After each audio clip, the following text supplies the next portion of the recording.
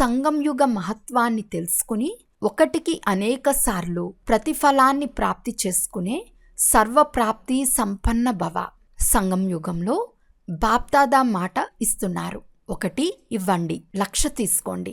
ఎలాగైతే శ్రేష్టమైన సమయం, సర్వశ్రేష్టమైన జన్మ, సర్వశ్రేష్టమైన టైటిల్ ఈ సమయంలో ఉన్నాయో అలా సర్వప్రాప్తుల అనుభవం కూడా ఇప్పుడే జరుగుతుంది. ఇప్పుడు ఒకటికి కేవలం 1,00,000 రెట్లు కాదు, ఎప్పుడు కావాలంటే అప్పుడు, ఏం కావాలంటే అది ఇచ్చేందుకు తండ్రి సేవకుని రూపంలో బంధింపబడి ఉన్నారు.